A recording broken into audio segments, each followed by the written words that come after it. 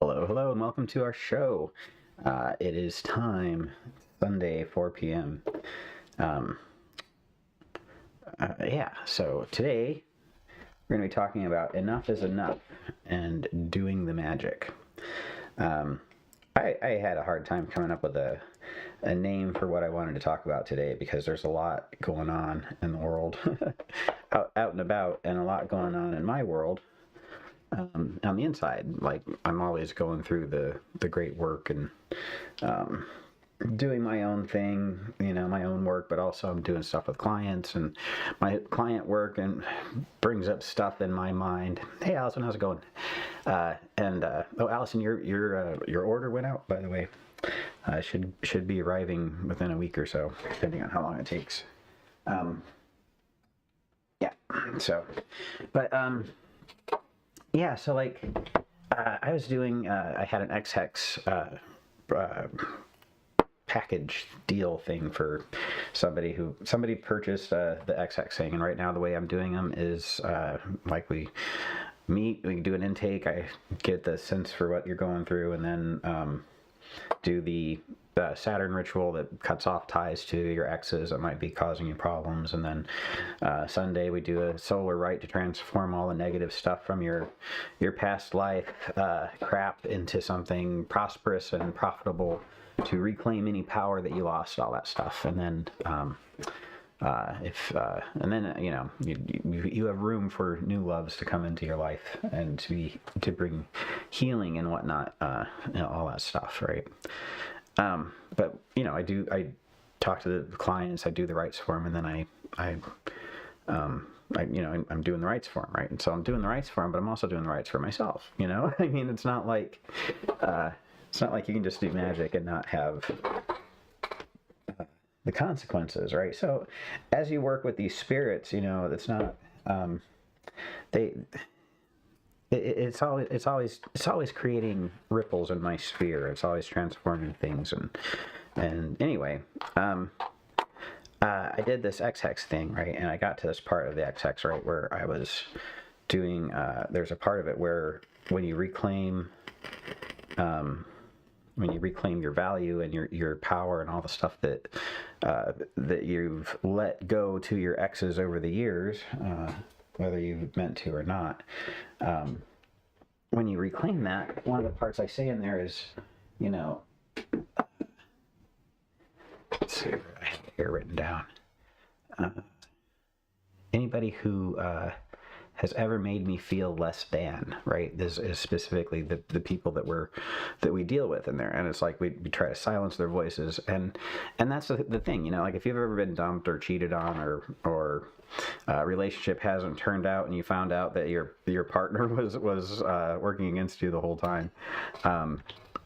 You end up feeling like you just weren't good enough, or even people who are the cheaters or the breaker-uppers in a relationship will often do it because they feel like they're not good enough, or the relationship isn't what they wanted. It's not working out for them because they aren't able to give enough to the person or something like that. There's often this sense of not feeling like you're enough in a situation, and that sense of value is something that I think is very important for us to restore when people have taken that from us. I don't think that that's something that people should be able to take from you. But I got to thinking about it, and then I had another client today, actually, that I talk to on a weekly basis, and we were talking about what entitles a magician, to be doing magic. Why do the spirits show up when we call them? What makes them, where do they come from? And the question was actually something more metaphysical, like, where are they at? But the way, just thinking about it, like part of it was also, what right do we have, to talk to them? Like, why do they come when we call them? Is it because we're pure enough or good enough, or what is it enough that we have to have? And I got to thinking about that, and a lot of magicians are afraid to do the magic, and that's where do the magic already. That's the part of the title that I was going for there, is because a lot of us don't feel like we're good enough to do magic. A lot of magicians just starting off are afraid to do the magic because they're afraid they're going to get in trouble. That they don't have enough holiness or enough experience or enough skill or enough power or enough training, or enough wisdom to do it right. They don't know enough about what the risk is and what the impact might be. They haven't done this before. They're honestly and correctly a little nervous about doing this stuff. But I'd like to address some of that. I'd like to address some of that today because this feeling like you're enough is a big deal, because if you don't feel like you're qualified to do something, you're not going to try to do it. As magicians, I think that it's important to understand what your value is and where your power comes from. I felt like I wasn't good enough to do my planetary initiations, but I'm doing Jupiter this Thursday. Exactly. So that's the kind of thing, right? You're afraid. We can be afraid to take those steps forward in our magical path to do the things that we need to do. So I want to talk a little bit about where that comes from, right? Because it's not like we're born that way. In the Corpus Hermeticum, we have a list of things that happen to us as we take on the flesh and we descend from the spiritual realm into the material world. And it talks about how, like, as we descend from the mind of God, we start off as an idea in the mind of God, like everything else here in the material world, and we descend through the 7 spheres, and we're given a portion of the power in each sphere as we descend to manifest the world, right? To create the world, because we're an extension of God, the part of God that creates things to experience it. We're that extension. We're God an extension. So we descended through the 7 spheres in the Corpus Hermeticum. It talks about how we got we received the portions of the powers of each of the spheres on the way, right? And that's what this is. This is sacredtext.com. That's the Divine Pymander, the second book called Pymander. If you search for this on Google, Sacred Text is the way to go. It's free. It's all free. Excuse me. But basically, this is the Corpus Hermeticum. It's the book that is, like, as a Hermetic magician, this is like your Bible. If you're going to do Hermetic magic, this is the equivalent of the New Testament. It was actually written at the same time as the New Testament, 3rd century A.D. It comes from the same spiritual, mental kind of headspace that the Bible came from. It's a contemporary. It's a competitor it was one of the competing religions that were trying to get people to join their cult versus Christianity. Christianity won because Christianity, in my opinion, is because Christianity said, you're a bad person and life sucks. It's true, but Jesus will take care of that for you and it'll be fine, and there was no work involved. But the Corpus Hermeticum has a different story about that. It says that you actually have to pursue and do things and change and strive and work to create your reality to have a good time. And it doesn't say, yes, this sucks, don't bother because there's nothing you can do about it, but it'll be fixed when you die, right? It says, yeah, it sucks, but here's your tools that you use to fix it, right? Anyway, the Corpus Hermeticum is a different beast compared to the others. But anyway, I'll get back to that in a minute.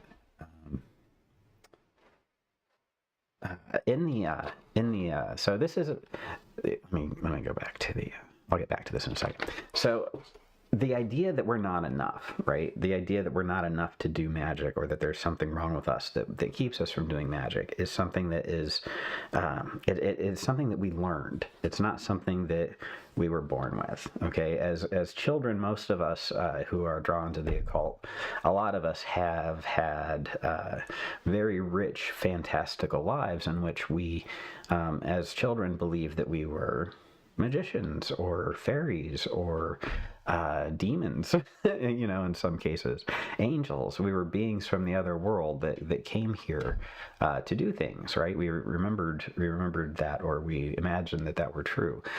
We visualized ourselves doing powerful things with forces of creation. We saw like fireballs and fighting great demons and things that were our nemesises or whatever. We had these epic, fantastical things, but we were in tune with powers, and we had invisible friends. We grew up with all that stuff. But over time, we learned not to be that way. Okay, so this power that we have to create the universe, according to the divine Pymander, it says that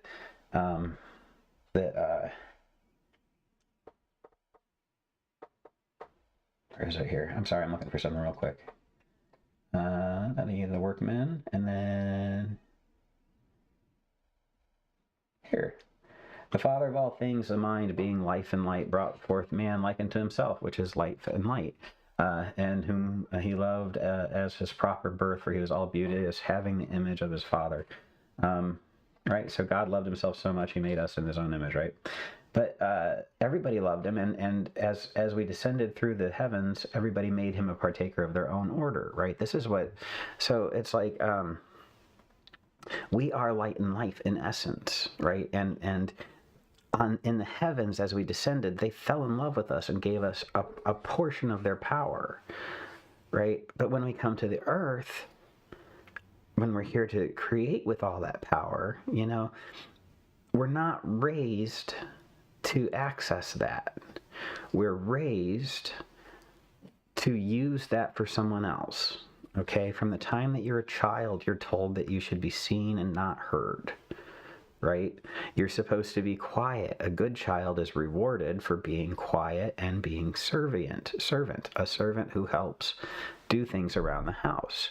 And this isn't every parent, okay? There are healthy adults who understand what they're doing in life, who are raising their children to be cool creators as well, okay? I'm just saying, the way I was raised, the way a lot of people in America were raised, we're often told to be quiet, to silence our creative power. The voice, as Hermetic magicians, we speak our reality into being. That's what the reason that it's the logos is the word of God.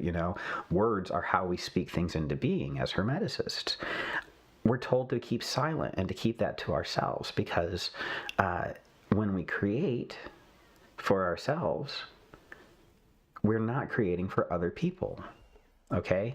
The entire purpose of keeping us from knowing what our power is and what our potential is so that we can serve other people. All right? We have to help out with the family because they have to feed us, and it's like the least we can do is to take the garbage out and earn our keep. That's sort of the Protestant mentality that a lot of people were raised with. I was certainly raised with that. You have to do your chores to be of value to the family unit. You can't just exist, right? Your contributions to the whole matter more than your contributions to yourself. This is something that we're trained to do, and we do it today. Like, how many hours a week as an adult do you spend working on your creations versus the creations that you get paid for other people? Most people work 9 to 5 jobs, 8 hours a day, whatever their shift happens to be. If you're lucky, it's 9 to 5 Monday through Friday, right? Like, they've got us convinced that a higher tier of servant is the one that only has to work 40 hours of their waking hours a week, right? Lucky us. But why do they do that, right? Why are they grooming us to serve them? Why are we taught as children to use our creative powers for other people? Okay, this is the darkness of most of our social frustrations.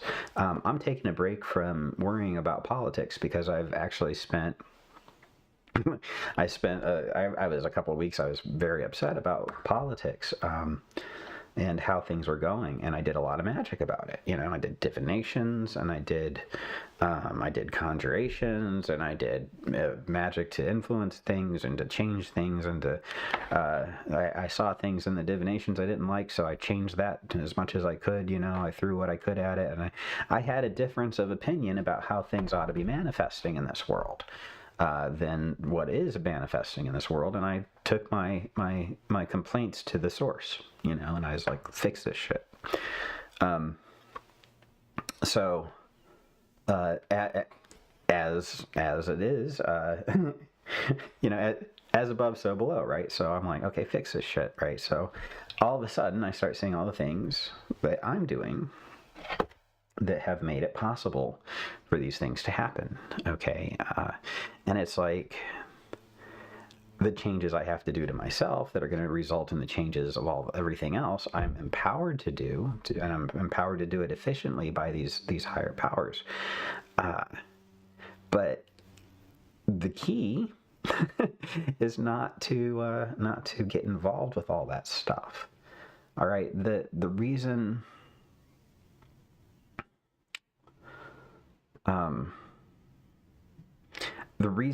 that we're worried about it is because we're afraid of how it's going to impact us, right? It's going to make it harder for us to pursue the things that we enjoy.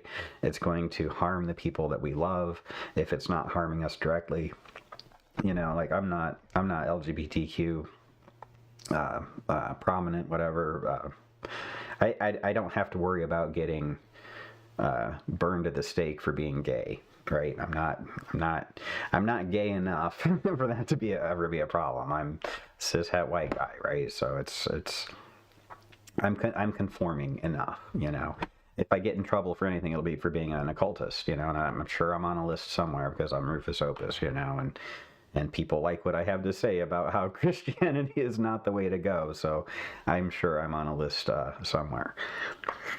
But for the most part, I'm white, I'm a man. I don't have to worry about the same kinds of things that a lot of other people do, is I guess what I'm saying. It doesn't mean everything's perfect for me, I still have to, I'm still just as much a slave as everybody else. It's just I'm not the punished slave. I'm the quote unquote preferred slave, right?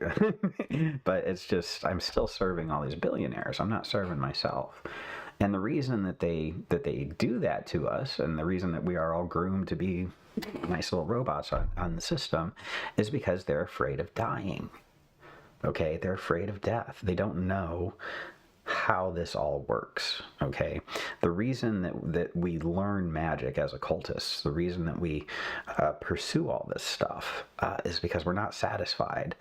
We know that there's something more to life than what we're spoon-fed from birth, from these screens that we look at. If we're lucky, we've happened to stumble upon some occultists on the internet who were able to open our minds to resonate with this inner stuff that we knew was right the whole time. So many of our people will talk about how it's not like learning a new thing as much as it is remembering something, or a confirmation or an affirmation of something that we knew was right as we strove to find the vocabulary to talk about what we've experienced as occultists. It's not that I have a friend, BJ Swain, talks about witch blood, and I hesitate with all that stuff because of eugenics and fascism and the things that come out of blood. Anytime people start looking at blood and saying that your blood makes you magical, anytime genetics is involved, I think that that's crap. I think every human being, this quote that I have here on the right here, I don't talk about it nearly enough. I talk about it every time, I think, but not nearly enough. Whosoever therefore shall know themselves shall know all things in themselves. That's from Agrippa. Okay, whosoever therefore shall know themselves shall know all things in themselves. Now, I say that all the time, right? I'm always about that, but it's whosoever. Okay, it's not whosoever has the special blood. Whosoever has been called specially by a special angel who specially appeared to their special dreams on a special night in a special conjunction under the special stars. It's not whosoever has been special enough. It's not whosoever is enough. It's just whosoever whoever therefore shall know themselves, shall know all things in themselves, especially they shall know God, according to whose image they were made. They shall know the world resemblance of which they bear it. They shall know all creatures with which they symbolizeth, and what comfort they can have and obtain from stones, plants, animals, elements, blah, blah, blah. Right? And how all things may be fitted for all things in their time, place, order, measure, proportion, and harmony, and can draw and bring to themselves even as lodestone draws iron. Right? So magicians were conjuring things into being. Right? We're conjuring spirits to get what we want. We're using their names and their seals to attain what we want. We're harmonizing our temple space with their vibes so that their vibes will draw into our experiences those things that we want. Right? That's what we're doing. We're drawing it to ourselves as a lodestone draws iron, using the same natural powers and principles of harmonics and resonance that built the universe. Okay, we're just in tune with the elements that are vibing at the right rate to be what we want. That's just how it is, right? So I wanted to show you something though. This is all right, so this darkness, all right, I'll get to it in a minute. The darkness that we're in, right?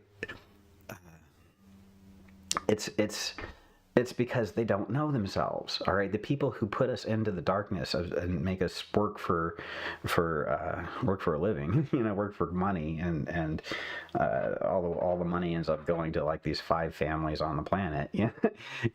At the core of them, at the head of them, at the top of the 1%, there's all these people who have built a structure of human tiers that they're at the top of. It's a buffer zone between them and having to work for a living, right? And being at risk. The reason they don't want to be on the front lines is because traditionally, if you're going to feed yourself, you're going to have to go out in the woods and fight a bear for some food. And you might get hit by a tree falling down, or you might get struck by lightning, or the bear might eat you, or you might fall in the river when you're fishing and die. You're at risk outside. It's dangerous out there. The world could get you. But if you're at home, if you're sitting in the tent and somebody else is out there and your tent happens to be made out of concrete and steel and falling trees won't get it, and you've got a lightning rod on top and all these things will protect you from being on the front lines, and you don't have to go out there, you can send somebody else out there, then you're a few layers away from being at risk. And why are they afraid of being at risk? Because it hurts, and it hurts and it leads to death. And when you die, oh no, you lose. You've lost. All over. You suffer death, right? Suffering death is a thing, right? It's not a thing that it's not new, right? So the Corpus Hermeticum talks about suffering death specifically. And I want to pull this out because I think it's neat. Let me pull back up my thing here. Where is it? Here it is. Okay. So, this is where it's talking about how we all came together.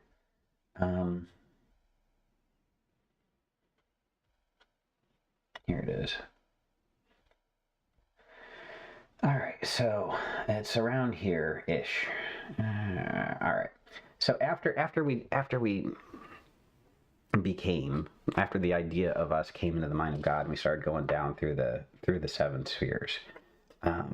We came into this world.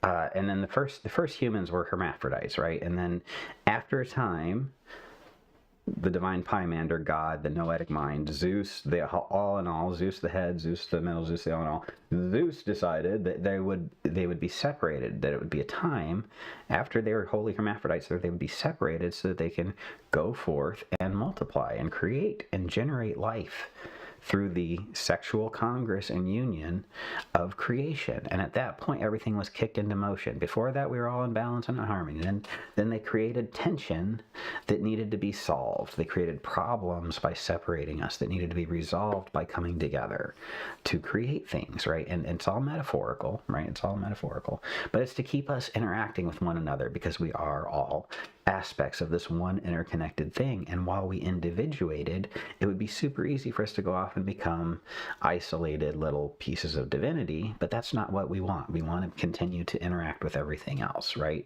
So our bodies are reliant on the spirits that inhabit nature in the form of food, right? In the form of plants, in the form of sunlight being transformed into energy, into plants, into food, right?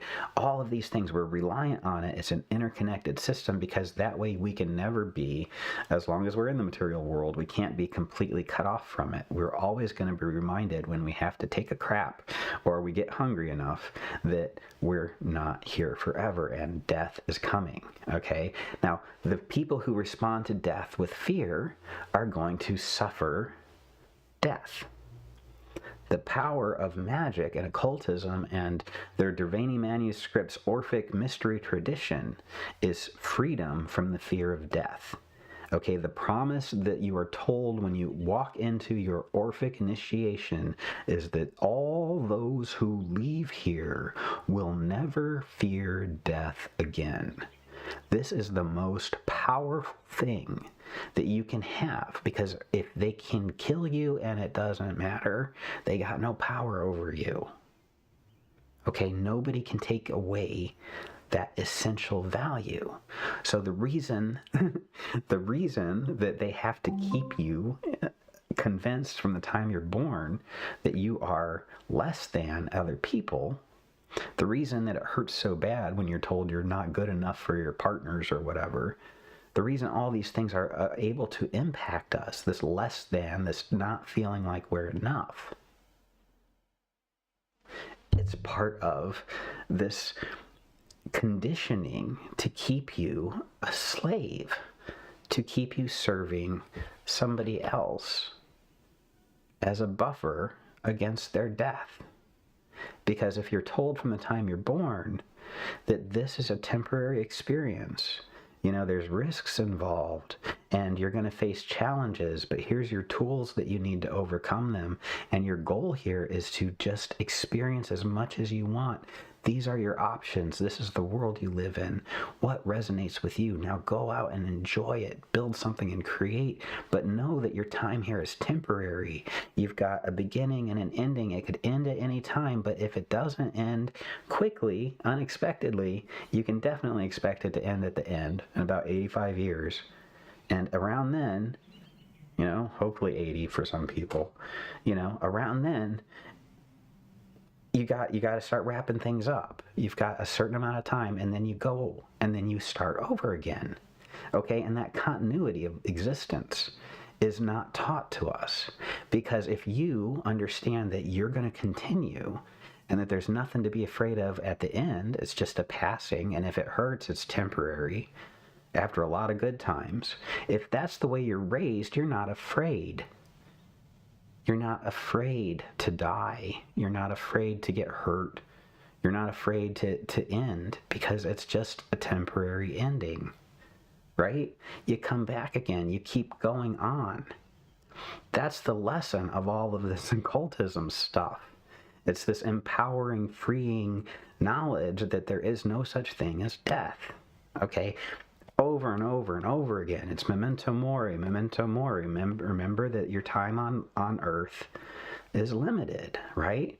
But also memento mori. Mori is it's a tool that's used against you. Remember that this tool of death is used as a threat, because it's scary, but it has no power over us, because occultists are immortal. We're immortal. We're already immortal, and we know it.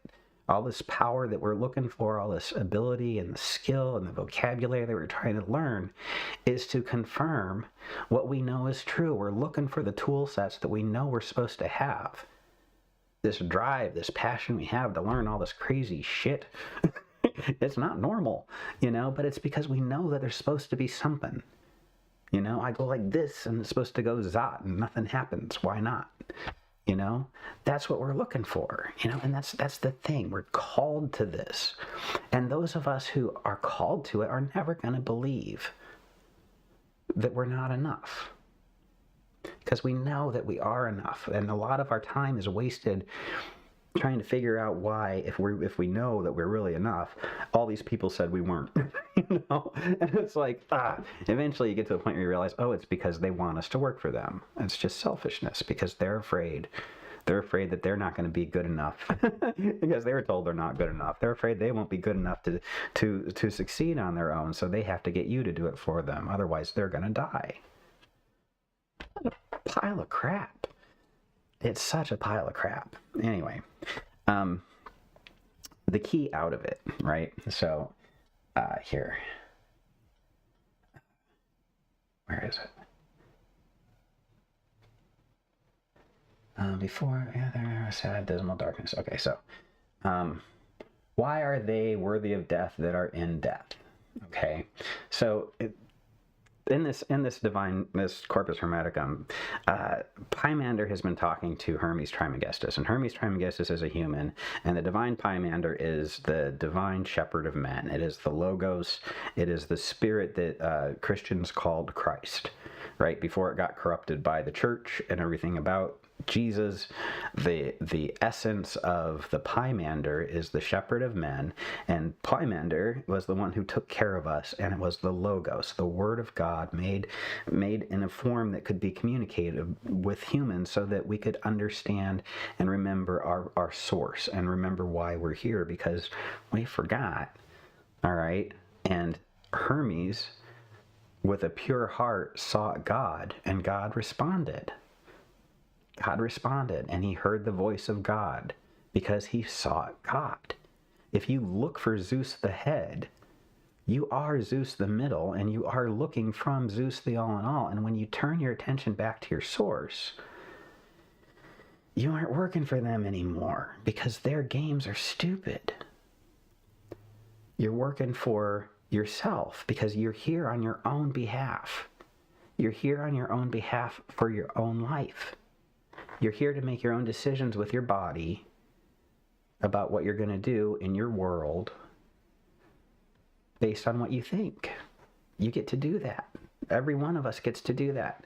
We don't do that because if we do, we might get hurt. We might get killed. We might get punished. It's not allowed, you know? And honestly, I get it. There's some evil people that want to do evil things, and those people have to be stopped.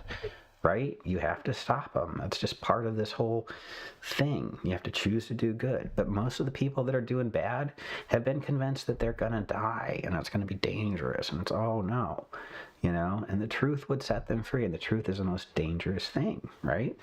There's no such thing as death, you know, but if I kill you, I bet you won't say that then. No, I won't. But I will again. Give me a minute. Come back again. I don't care how many times I have to do it either, because it's fun, you guys. It's fun to do this stuff. It's not fun to suffer, right? But suffering leads to wisdom. Wisdom leads to power. Power leads to not having to suffer no more. You know, it's a good cycle, and it's fulfilling, and it makes you feel good about yourself. But it says here, tell me, why are they worthy of death that are in death, right? So Pymander's been telling him about how all this stuff works, and he's like, look, you know, some people are just suffering, and they're suffering death, and other people are not. They're the ones that I talk to who pursue me, and we have magic, and we have a good creative life, you know. And Hermes is like, well, tell me more about these people who are dying. Why do they deserve to die? And he's thinking that like their spirits are going to die, and that they're actually going to die, and they're going to suffer from death because of all that stuff. And Pymander's like, you know,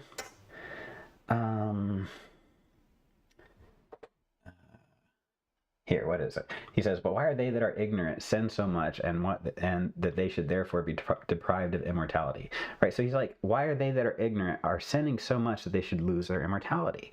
So he was like, they can do so much evil that they're going to lose their divine eternity, right? And you know, Pymander's like, you seem not to have understood what you have heard, right? He's like, no, I understand. He's like, all right, well, tell me again, right? So why are those worthy of death that are in death? He made him rephrase it, because what he said at first was, how are these people going to ever? Why do these people deserve to die? What's wrong with them that they deserve to die? And he's like, no, you don't get it. They're not going to die either. Even the people who are afraid and suffering are going to live forever too. Right? That's the thing, is that they're going to live forever too. They're just wasting their time and ours. And they've convinced a bunch of other people to help them waste our time. And it's a big plot. And it's just, getting woke is not getting liberal. It's supposed to be getting woke. It's supposed to be like waking up a little bit. That the games are stupid and that they're stopping us from doing what we want, But he's like, you don't seem to have understood. So rephrase it, right? So he made him rephrase it, and he said, why are they worthy of death that are in death? And he says, because there goes a sad and dismal darkness before its body, right? And he talks about moist nature and sensible stuff and all that weird stuff, right? And he says, hang on a sec. Where is it?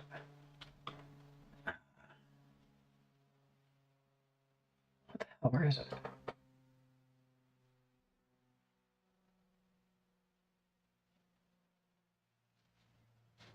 Oh, okay. Yeah. Anyway, I'm sorry. I forgot. All right. So, he's like, so how do we get over it? How do we get past it? Right. And he's like, remember that you're light in life. Okay. Remember that you are light in life. The reason I go on about the sun being the source of light and life on the earth is because we are light and life. And it talks up here about how God made us out of light and life in his own image. I just read it a little bit ago, but, anyway, light and life is the key, right? So we're all light and life. When you understand that you're light in life, you'll pass back into life again. So when you understand that you're already free, right, and that you're here to create things, then they can't keep you in the darkness anymore. So the people who deserve death are the ones that suffer from death. And if you're suffering from death, it's because you deserve to, because you've forgotten that you are light in life. And the only thing that can make you suffer death is forgetting that it's fake, right? You can't suffer a thing that isn't real, okay? And our whole lives, the reason that they talk about everything is Maya and Buddhism and everything is an illusion, it's not because it's not going to feel, it's not really happening. It's really happening to us, and we experience it as if it were real, but it's temporary, and then it happens again, and you get to do it a million different ways, and over time we're going to do it a million different ways, and it's not ever going to be finished. It's going to keep becoming, it's going to keep on being something that has evil in it and that has to be suffered and overcome to lead to wisdom, because that's the tension that allows creation and existence to work. There has to be a push me, pull you. There is no, and it's not a dichotomy, it's a tension, but he says, tell me how I shall go into life. And this is verse 52 is the one that I actually wanted to get to through all this stuff. It says, God said, let man endued with a mind mark, consider, and know himself well. This is how you remember God. This is how you find God in the darkness. All right, let a human being endued with a mind. All right, you have a mind. If you have a mind, if you can think of things, and if you want to know if you have a mind, think of a word and write it down. Okay, and look at it, and look at the piece of paper where you wrote the word down. You took something invisible, your thought, your mind, and you wrote it down, and you changed the world a little bit. Okay, that's your proof that you have a mind. Okay, you can take the invisible and materialize it. All right, you can draw a picture, you can draw a circle, you can draw a triangle, you can draw a star, you can draw an image that represents something else. Okay, that's your power to create. That means you have a mind.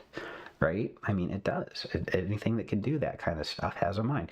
I watch my dog figure out tricks, right? Like I show her tricks, she learns tricks. I watch her learn it.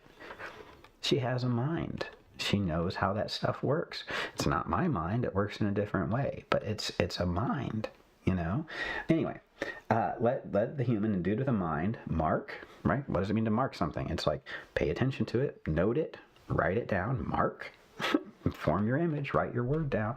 Mark, consider, observe. What does consider mean? It means to observe something, to think about it, to contemplate it, to look at the mark you made, right? Think about something, make a mark, consider it, and know yourself well. Know that you just did that. Know yourself, right? So when Agrippa goes on, it's 1,300 years later, or 1,000 years later, this one I turn off. Yeah, so when Agrippa comes along 1,000 years later and he says, whosoever therefore shall know themselves shall know all things in themselves, he's talking about how you're going to relearn the stuff that the Corpus Hermeticum is talking about. That's how you are free from all of this stuff that's just a waste of time. The reason that people suffer death and have darkness and sadness and misery is because they forgot that this is a temporary thing, you know? And it's like, you got to remember death. Death is your freedom. Death is your exit. Death is your time limit for your time on earth, right? And then you go on to another one, right? According to some things, you go to heaven, and some things you go to hell.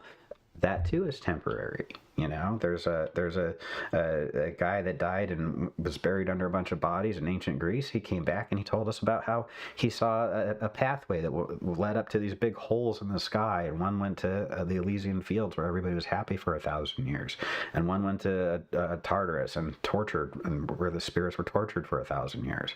But at the end of it, they came back, and then they were told they could either go back into a new life where they had things based on their previous life, or they would go on to nothing. You know, they could dissolve back into everything, just like Crowley says in his death collect. You know, the essence of what we're doing here, it's the same essence it's always been. Okay, but your essence, your value, comes from this divine source, and it's by knowing yourself, by turning your eye inward, that you begin to realize this, that you realize that you have the power to create the world. Okay, the way magic works, you draw a circle on the ground and you create a symbol of your universe. You know, if you look at the conjure circle from the grimoires, you have a symbol of every sphere. You write the 10 names of God and the 10 spheres and the 10 archangels and the 7 planetary symbols, or whatever symbols for the sphere of the zodiac and the sphere of the prime mover. You put SPM. You have a symbol for every sphere that you're working with. You have an entity, a name of God. You have an archangel, a name of an intelligence that's going to communicate with you. You know, you have all these things, and you put them around the circle. It represents your universe, and you put yourself in the middle of the circle because you're the center of the universe. And you put this triangle outside of it, and that's where the spirits are going to show up. That's your television that you're going to turn on and watch the spirits. You know, that's the Goetia, the magic circle of the Goetia. It's a mini microcosm of your macrocosm, and you're in the center of it. Right? Trithemius, you build another circle. It's one that's where it's separate from you, and the triangle's in the middle of the circle, right? But it's still a macrocosm of the idea of manifestation. It's the ideas are out here, and it goes through these 7 spheres and into this triangle of manifestation in the middle. You know, it's the chain of manifestation, and it's over and over again that you're creating this stuff. And when you establish yourself, right, when making the circle isn't the magic, right? Having the table of practice made isn't doing the magic. It's what you do the magic with. When you apply the magician to the symbol set, when you become a part of the system you've created, you become the focal point of the materialization, in the same way that you're the writer of the word on a piece of paper that indicates that you have a mind, that you're marking and considering and knowing yourself and seeing you for what you are. You're doing that with the cosmic forces.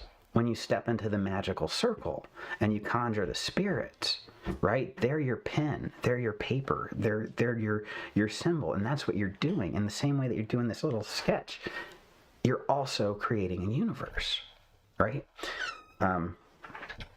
Anyway, this essential dignity, this essential self, it's not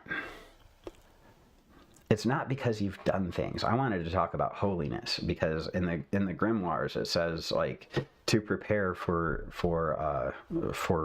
doing things like the conjuring of the holy guardian angel, right? This is all on Esoteric Archives, by the way.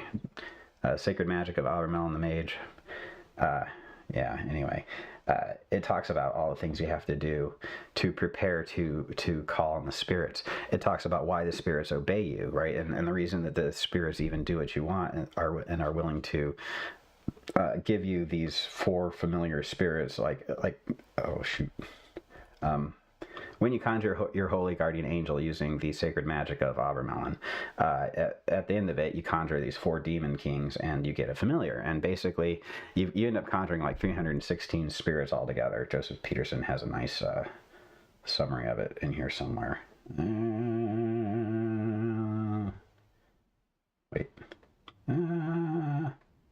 Too many things. Anyway, yeah, you end up conjuring like 316 spirits if you do everything in here. But when you're done, you end up with these 4 familiar spirits. But the reason that the spirits obey you is because the holy guardian angel is so holy that his radiation is basically burning them the whole time because he's pure and they're not, right? And holiness is a weapon. It's a weapon that causes these spirits to get in line and do what you want them to do. And to become holy, you have to follow all these rules, right? So they set up these rules and say, okay, we know that everybody exists in the world and everybody does stuff, but if you're going to conjure spirits, you have to be pure and holy. And to do that, we'll make up these rules that say that if you do this, this equals holy and that equals not holy, right? And by doing this, it'll convince you that you have overcome the things that make you too dirty to do magic. All right. So they tell you that you have to fast, right? You can't eat meat. You can't have sex. Different systems have different things that you give up to become pure, right? All these things that are quote unquote sins, right? Or that make you dark or keep you too heavy to communicate with these spirits. You stop doing those things and you surround yourself with light things that are supposed to be good and cleansing and purifying and making you holy again, until you're at a point where you're convinced that you're clean enough to talk to God. Right? It's ridiculous because you're God, okay? And these whole ideas that you're not good enough to talk to God come from people who need you weak, who need you creating for them. They need you barely able to create, and everything you create needs to go to them. So they keep you estranged from your powers and estranged from your values and estranged from your true potential because it keeps them safe because they're scared of death. Right? And they teach other people to be afraid of death. Right? Because if you're afraid of death, you're gonna be like, oh, I gotta do what you say, otherwise I won't. You must know more than me, you know, and it's bullshit. And people don't want to hear that there's no such thing as death, because then what we have is a bunch of shit. Right? Nobody is more offended than somebody who you tell them that this isn't real when they've been, you know, hurt, like traumatized, like people who are suffering from in Gaza right now. Tell them it's not real. Tell them it's not real, Rufus. How dare you say that this isn't real? People are really suffering. Yeah, they really are. It really sucks. I'm not saying that that's not real or it's not true or it's not an atrocity. Okay, every evil that exists should be overcome by somebody who's powerful enough to do good on their behalf. And every one of us is powerful enough to do good on the behalf of others if we want to, if we're not afraid to die doing it. You know, I'm not taking away the value of anybody's existence by saying that it's temporary or whatever. It's not. The value of our life is in our experience. I'm pointing out how valuable and rich we could be if we weren't serving other people, if we weren't giving the value of our experience to other people, if we weren't suffering for Elon Musk. Why should I suffer for Elon Musk? He ain't suffering for me. He's suffering for his own self. He's suffering. That makes me happy. But it's his own problems he's got that are causing him his problems. Just like me. I got the same problems that I got. That I mean, I in the same way that he's suffering his problems, I'm suffering mine. Except I don't have $4 billion to help deal with it. Of course, I don't have $4 billion because that's how he got his problems, is by collecting all this money because he's afraid to die. You don't need all that money to do what you want. Anyway, that's another lesson. So, anyway, the way out of these feelings of not being enough, right, is understanding your place, understanding your value, understanding your essence, understanding that you are already made of light and life. Okay, that the sunlight that forms creation on the face of the earth is in your veins. You're pushing it forward into this world right now. You're the sunlight in extension. You're creating an existence for yourself and everybody else. In service to who? In service to what? The fact that they have told us that we are less than, that we don't have value, or we're not good enough, all these ideas that we can somehow be not good enough. It's about control. It's about control. And the only reason that they can control you is because you don't know how valuable you are, right? I'm at a point in my career where after 50 years, I can ask for $250,000 a year and expect to get it. Right? I don't have that yet, by the way. I just got to that point. Like in the last 4 months, I've gotten to a point where I can leverage my job title and my experience and all this other crap in this material world with all these stupid games they play. I know the rules well enough that after 50 years, I can throw out this little fucking hook and it's going to chink into a little armor, and I'm going to be able to pull myself up a little higher on the income ladder so that I have a little bit more resources to work with to create what I want. I have to play the game that I'm in, the world that I'm in, if I want to have the things that I want to have. I understand the world. I'm not doing it because I want it to keep going. I'm doing it because I want to do my stuff over here that I should be able to do. I should be able to do it without having a job. All right. I should be able. There's nothing I want that I couldn't do if I was just given some land. Like humans, like if I was just born on this planet, if I was washed up today on a shore in the Pacific Northwest and there were no other humans around to tell me that I couldn't do whatever I wanted to do, I have every skill that I need to have a wonderful life, to build all the things I want, that I need to be able to do the things that I want to do with my life. Everything I want to do before I die, I can do with the skills I have if only people wouldn't stop me. The only thing that stops me is other people having a problem with it. And it's like, fine. So I play their rules because I don't want to fight people. I don't want to go to jail. I don't want them to have all these problems with me and ruin my good time, because I can't have a good time because they will stop me. And there's nothing I can do about it.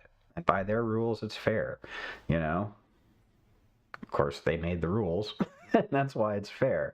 But it's stupid.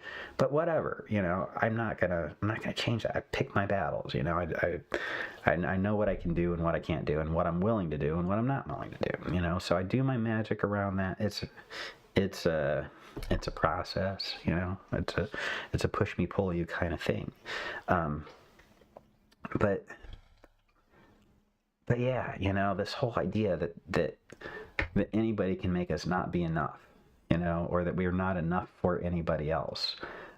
It comes from the fact that we look to other people for our value, and you can't. They don't have the skill sets to appreciate what an occultist really is. They don't have the skill sets. They don't have the eyes to see what you're doing. My wife does magic for me all the time, and it's very successful, and outside of our marriage, if you don't know how magic works, if you saw my wife say, "Oh, hey, I did some magic, and you see me go, oh, great, as if I've already gotten paid from it, and start making plans around it, you might think we're delusional and crazy, or that she's taking credit for stuff that isn't really her actions, or I'm, delusional and attributing to these invisible things stuff that's actually coming from very practical and it looks a little delusional, right? But it comes from experience. It comes from knowing that that's just how it works. We don't operate the way other people do, and we have access to solutions that other people don't have access to, and we can function as if that were true because the universe supports it, right? Occultists aren't like other people. We don't have to be afraid of things like them. And we don't have to be afraid of it because our projects can take lifetimes. And what I mean by that is we come back lifetime after lifetime to finish what we started, and it's hard. It's not easy, you just, you see what happened. Did you see what happened to America? I mean, we're not alone in all this stuff, and it's a symphony. It's not a one-man band, it's a symphony full of a bunch of musicians. It's a jam session that we're working together on, and sometimes it's great, sometimes it's not. That's what it is. But the way out is in. Okay, the way out of this trap is in. The reason that you're drawn to do magic is because you have the power to do magic. Nobody can stop you from doing it. These ideas that you have to do all these purification rites to be clean and holy, what are we doing when we're doing those things? We're transferring our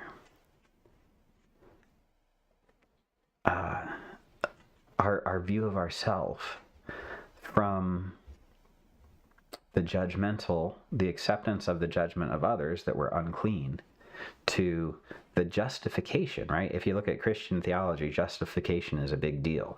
It's like, because you're not good enough to go into heaven, so Jesus died and he justified you. Now you're justified. You're good enough to go into heaven. And that justification, you've justified it. You've explained it. You've rationalized it. You've made it okay. You've made it equal enough to where it's good enough. That's why I don't think there's any such thing as justice. We're all already equal already. It's just anyway. I did forget where I was going with all that. Let's see. Sorry, let me try to catch up on some comments here. Elephant Tribe, I'm going back and forth with my spirit team about doing okay, good. Do I incorporate the banishing of pentagram? I do not. I don't do the banishing rituals of the pentagrams. The pentagrams, I'll get into that some other time. I'm not into that very much. Let's see. Fear of your loved ones. I know I teach my family about ancestral connection, but that part is hard. How do you combat that? I don't understand exactly what that means.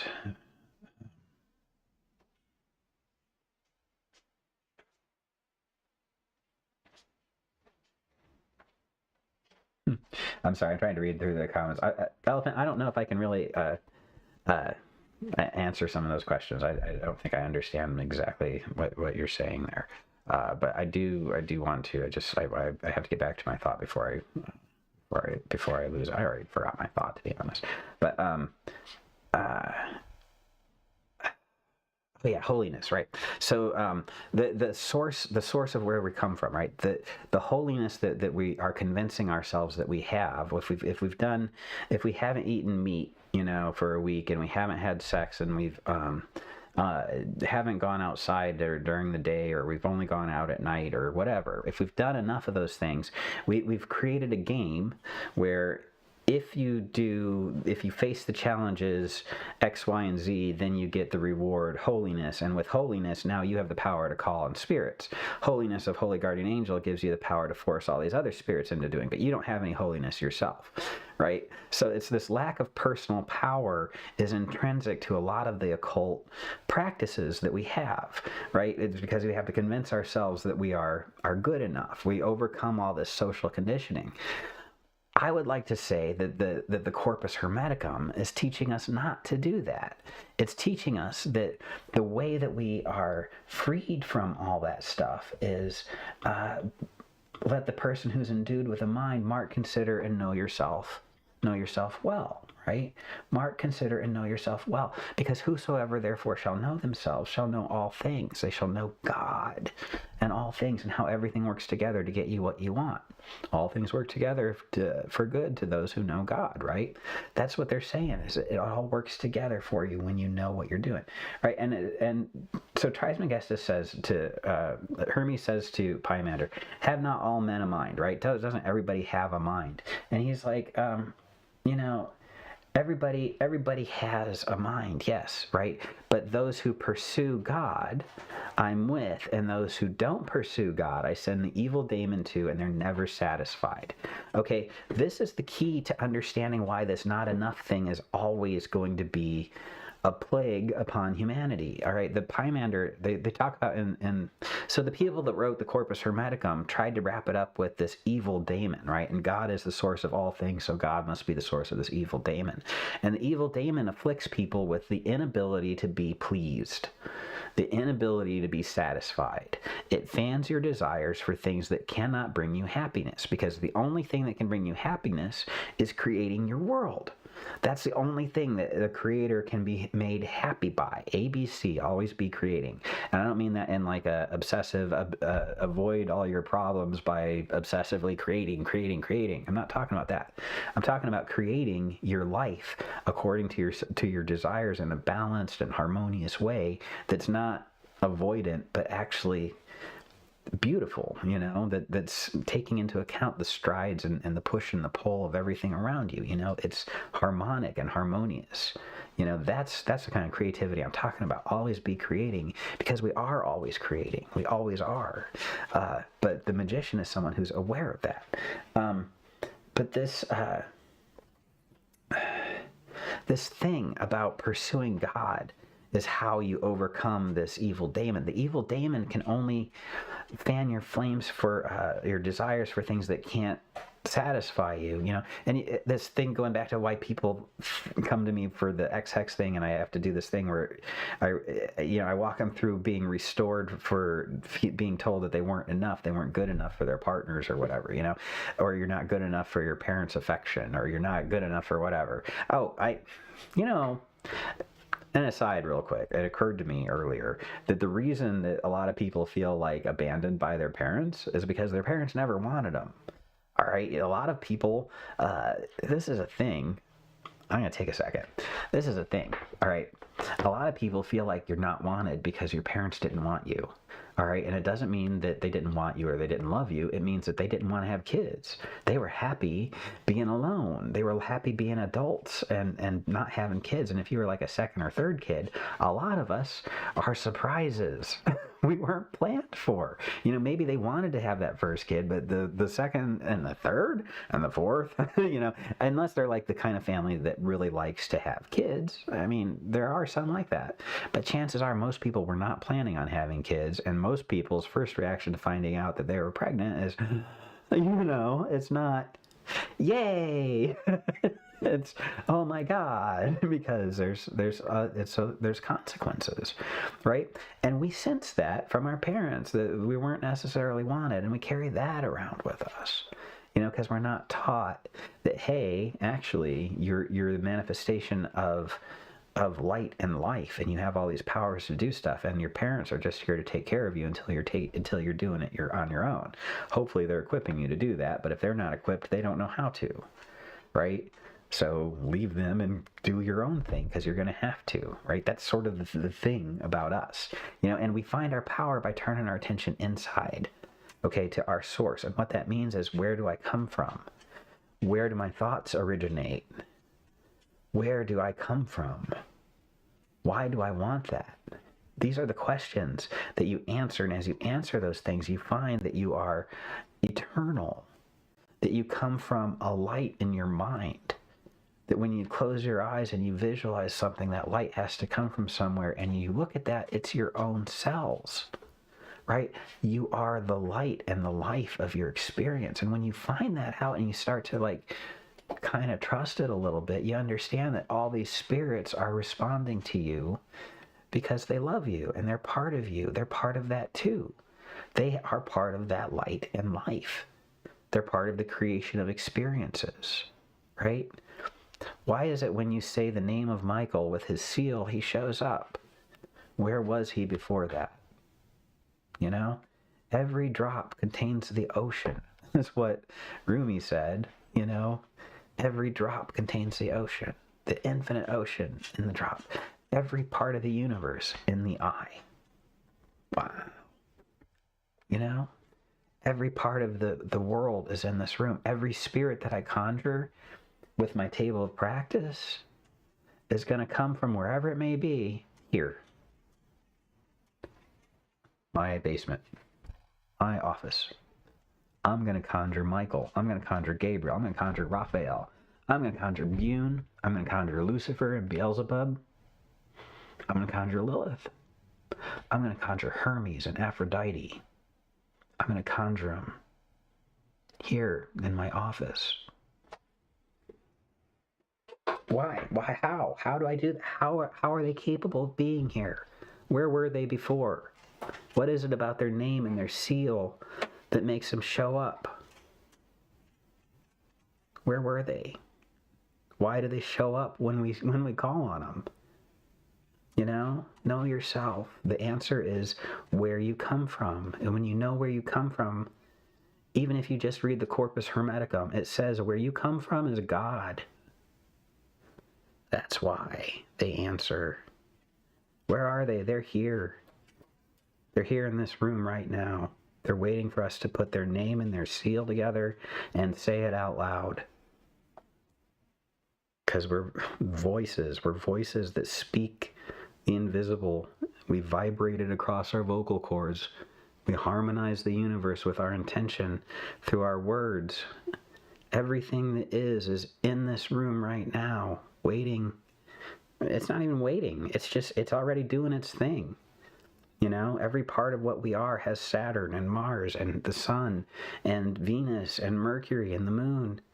It has all of those things. Jupiter's in there too. It has everything. Everything has all 7 powers in it in a certain proportion. I was reading Paracelsus. He talks about how to make one metal out of all the other metals. And he's describing these metals by saying lead is when all the 7 planets, the other 6 elements, retracted themselves in a way that only left Saturn prominent. Because the lump of lead itself has all 7 spheres in it.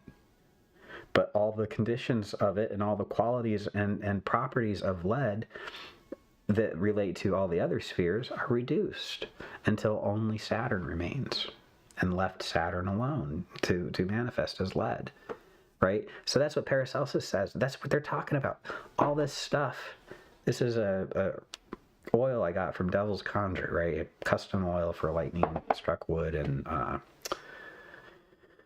vanilla and orange for Mercury stuff and for Zeus stuff. It was a vision I got and I asked him to make it. Anyway, it's got all 7 planets in it, right? It's not just Mercury and Jupiter. It's not that. It's got all 7 spheres, and the harmony of it, based on the concentrations of each part that we put together, is what created the vibration of what that oil is that I can apply to things and create the things, right? It's all vibrations, you know? But it's all 7 spheres in that one thing. The drop contains the entire ocean, right? Michael the Archangel is in this room with me, is in my cells, is in my DNA, is in the electrons, you know? It's everywhere. And they come to us when we put their names and their seals together. Why do they do that? Because they're part of us. They're the creative force that's waiting for us to do the thing, to say the things, to get this show in motion, you know? So you're enough, I guess is what I'm trying to say. Nobody can take that away from us. we were born enough. The idea of witch blood and all that stuff, I like the idea, because I don't think everybody out there, the divine Pymander is pretty clear that there are people who are in darkness, who sit there and are foolish and evil and wicked and envious and covetous and murderous and profane, right? And the Pymander is far off from those people, not because he's abandoned them, because they've abandoned him, because they're afraid. They're afraid of death. So they've abandoned their source of life. You suffer death because you aren't enjoying life. If you're the source of life, you're the source of your life, you're not the source of death. You're the source of life. And there's nothing to be afraid of in death. Death, where's thy sting? It's got no power over us. Anyway, that's what I wanted to talk about today. I think it's important. I think it's very important that we understand why we can conjure spirits, and where are not enough. The idea that we could somehow be not enough. And honestly, if you've ever been in a relationship where somebody's made you feel like you weren't good enough for their love, that's bullshit. All right. And they're playing on the fact that you were groomed to serve other people, It just didn't work out. That's all. And if they're trying to make you feel bad for it, it didn't work out because of them. It's their fault. People who try to blame other people, if you think it's your fault, then you're going to work on your problems and you're going to move on. You're going to own your part of it. But if somebody else thinks it's all your fault, then they're not doing shit. They're the kind of person that doesn't give a shit about anything. And they're the people that are the problem. They don't understand that they create their life, Anyway, I'm going to leave it there. I'm going to talk to you later. Have a great rest of your Sunday. I hope that you live an empowered life and that you understand where you come from and why they can go pound sand.